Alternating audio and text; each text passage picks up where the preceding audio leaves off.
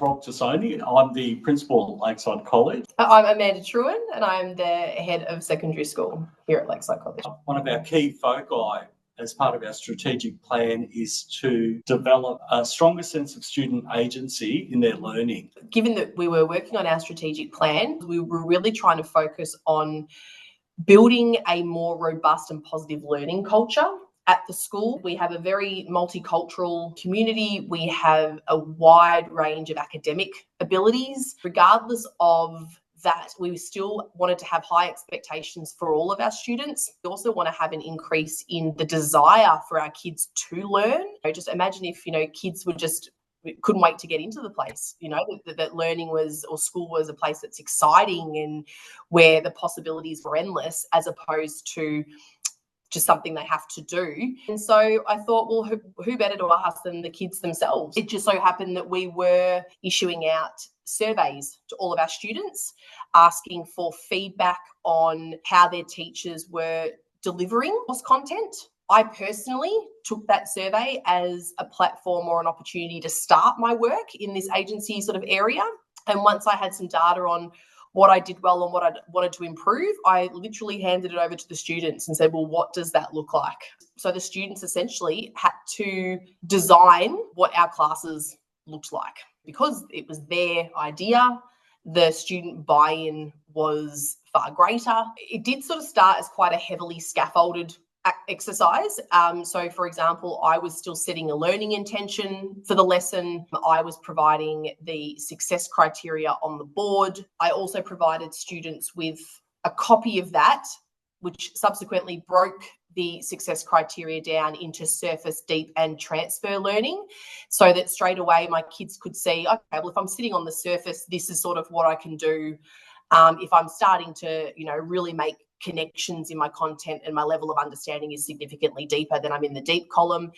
And obviously I have students that are very high achieving sort of academic students who are well and truly in the transfer column. So for me, it was then pushing them further out of their comfort zone as to, okay, well, then how do you take what we're learning in the classroom outside of the classroom? How does it help you in the real world? So I started that quite scaffolded. I provided that information. All my students were asked to do is decide, what does the lesson look like? And so, for example, they said, well, if you want us to have deep or transfer learning, we need to revise more. So they were big on starting our lesson with some sort of revision activity, which got them all excited. We started with some sort of revision, and they sort of found that was really helpful because it just kept content constantly being discussed. So even if it was a concept that we'd done weeks prior, there was a weekly reminder of what that was. Then they sort of said, okay, well, we want to have X amount of explicit teaching. So for me, that was 20 minutes to half an hour they requested. And then a lot of them said, I need time after that to process. I need time to sit with what you've just explained, work out where my level of understanding is. And so that's when I then broke into, okay, well, then what does the second part of the lesson look like? And that's when some said, well, I want to do private independent study then, just to sit with what you've said.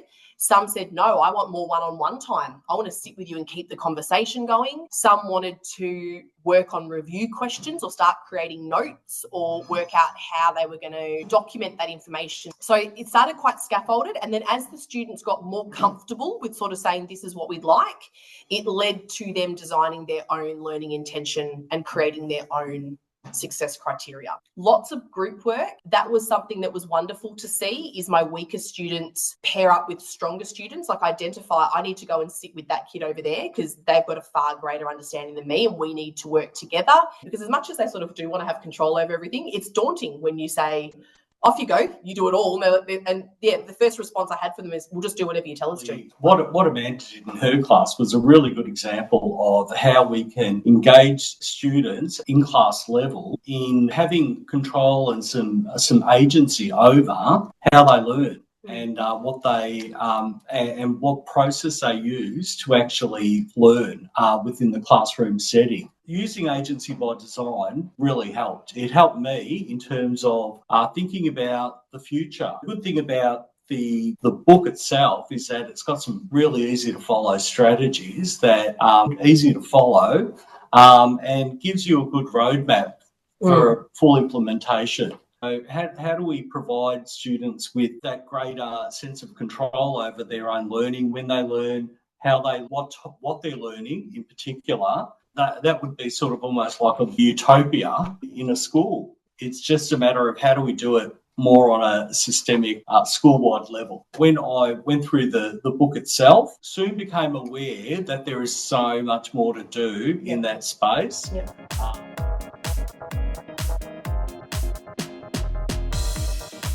For a school, like I would love to see every teacher adapt the strategy that I had where I have my kids walk into the classroom, they stand up behind their chair as they come in. They can sit whenever they like, but when they choose to sit, they're with me and we're ready to go. And so they can't sit until they know they've got the right folder, the right book. And I still, however many months in, have a kid that walks in and goes, just a moment, and leaves the room because they realise they've forgotten a pencil case or something, but they haven't sat down. It's the indication to me of, okay, I'm ready now. I've walked from my previous class. I've sat down because I'm ready now to be present in this room and do what needs to be done.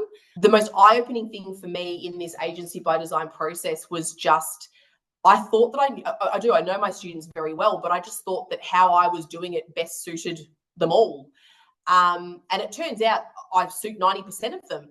But there was 10% that went, actually, you know what, after you finish teaching, I would love to actually watch a video of you explaining that again, because I might need to watch it 3 or 4 times. And then there was a student who's like, I just need to have a follow-up conversation where I can just sit with you and ask questions. And then there was a student who already had it that was like, give me the worksheets. I'm ready to go. Like, I'm ready to start the application part. And that was the part that it's so simple, but I just didn't think that there were 3 or 4 different needs at that point.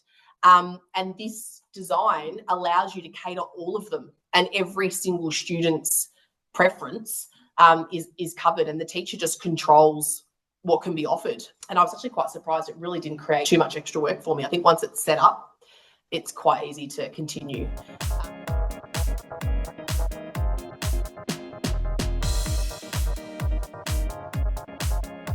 With the learning intentions, whilst the student created their own, it was formatted in a table, and it had all the learning, all the success criteria, all the content on the left hand side, and then for however many weeks I planned to teach that topic for, there was a column.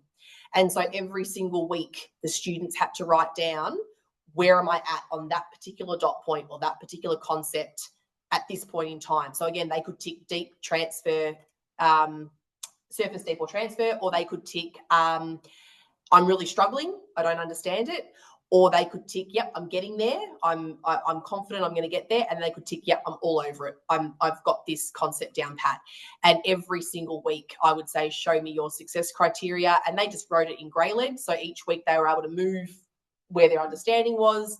And that was something that held them to account. So again, if I came back to a student on week 2 and they were still in I'm struggling, it allowed us to have a conversation of, well, what's happened this past week? You know, have you come and seen me to work through this, or what have you been doing outside of the classroom? And on the flip side, kids that went from I'm really struggling on a concept to 2 weeks later, I'm all over it, I would sort of go, great, what did you do? Like, what happened in the past 2 weeks that allowed you to get from I'm not confident with this concept at all to I'm now super confident? So a visible checklist to hold them to account was crucial. Certainly encourage teachers to trial things and to work collaboratively and share what's worked and what hasn't worked. We've used the data from the surveys to direct teachers to different strategies that they can apply in areas that were identified as areas for growth. So teachers are actually teaming up with each other where they've got similar areas for growth and talking about what they've tried to and what they've implemented to do that. So it's very much, we are fairly open in encouraging teachers to be creative within the classroom, be flexible, and also to initiate those really important conversations about, how can I help your learning? What can I do differently to assist you along this your learning journey?